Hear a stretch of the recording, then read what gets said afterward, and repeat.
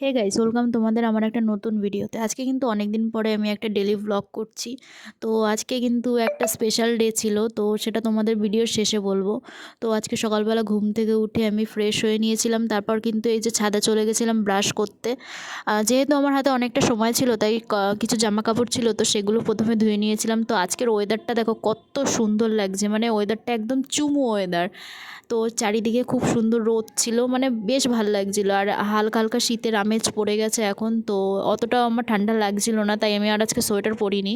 তো এই যে চলে গেছিলাম ফার্স্ট আমার আজকে পড়ানোর ব্যাচের বাড়িতে, তো ওখানে গিয়ে ওদের পড়িয়ে নিয়েছিলাম। তো আমার বেসিক্যালি নর্মাল ডেতে আমার সকালে 3টে পড়ানো থাকে, বাট আজকে যেহেতু আমার একটু কাজ আছে, তাই আমি কিন্তু 2টো পড়িয়েছিলাম। 2টো পড়িয়ে আমি আমার বাড়ি চলে গেছিলাম।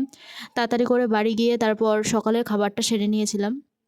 আজকে কিন্তু সকালে তেমন কিছুই ছিল না।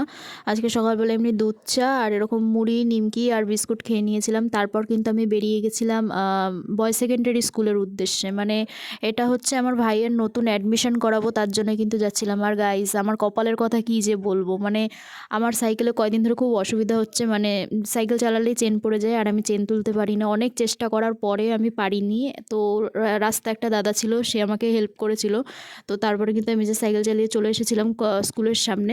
এতদিন ধরে এই স্কুলটাকে বাইরে থেকেই দেখতাম, কিন্তু কখনো স্কুলের ভিতরে ঢোকা হয়নি। আমার স্কুলটাও এর একদম পাশেই, তো এখান থেকে কিন্তু আমি যাতায়াত করতাম, কিন্তু স্কুলের ভিতর ঢোকা হয়নি। আজকে যেহেতু ভাইকে অ্যাডমিশন করাবো, তার জন্যই কিন্তু এসেছিলাম।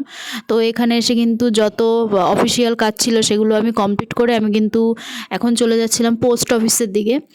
পোস্ট অফিসে যাচ্ছি কারণ এখানেও আমার একটা কাজ ছিল। তো এখানে গিয়ে সেটা আর হলো না, ওরা বললো পরে আসতে। তো আমি কিন্তু তারপর বাড়ি চলে গেছিলাম। আর বাড়ি যাওয়ার পথে গাইস, এই রাস্তাগুলো সত্যি জীবনের মূল্যবান রাস্তা বলা যায়।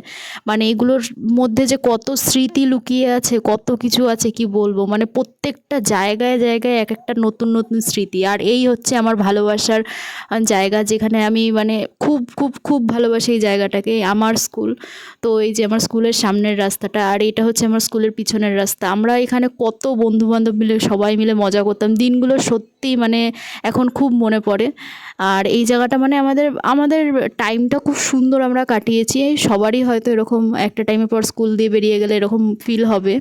তো যাই হোক, তারপর কিন্তু এই রাস্তাগুলো দেখতে দেখতে আমি চলে যাচ্ছিলাম বাড়ির দিকে। আর এই দেখো, এটা হচ্ছে গোল মাঠ। আগে জানো, পড়ার শেষে আমরা এখানে এসে আড্ডা মারতাম, এখানে টিফিন খেতাম। মানে সেই সব দিনের কথা মানে মনে পড়লে এখন সত্যি খুব মিস করি। তারপর দেখো যাওয়ার পথে আমি দেখছি এগুলো মিনি সূর্যমুখী। জানি না এগুলোকে এক্স্যাক্ট কী নাম বলে, এই ফুলের নামটা আমার এক্স্যাক্ট জানা নেই। তবে আমরা এটাকে মিনি সূর্যমুখী নামেই চিনি। এত সুন্দর লাগছিল যা এখান থেকে, তাই আমি একটা ফুল তুলে নিয়েছিলাম। তুলে নিয়ে আমি এই যে আমার ঝুড়িতে রেখে দিয়েছিলাম। তোমরা এই ফুলটার এক্স্যাক্ট নামটা জানলে অবশ্যই কিন্তু কমেন্টে জানিয়ে যেও। আর রাতের বেলা এই যে আমার আজকে জন্মদিন ছিল, তাই কাকু আর কাকিমা যখন জানতে পারলো যে আজকে আমার জন্মদিন, তো আমার দিনটাকে আরও স্পেশাল করার জন্য তারা যতটা সম্ভব পেরেছে আমাকে হ্যাপি করার। সত্যি মানে পড়াতে হয়তো তোমরা অনেকেই যাও, বাট মানে সত্যি মানে মানুষ যে কতটা ভালো হতে পারে সেটা তার ব্যবহারে প্রকাশিত হয়। মানে কাউকে স্পেশাল ফিল করার জন্য তারা যে এত কিছু করে, এই জিনিসগুলো সত্যি খুব ভাল লাগে। শুধুমাত্র আজকের দিন বলে না, অন্যান্য দিনগুলো আমাকে কিন্তু এইভাবেই এরা মানে এতটাই ভালোবাসে।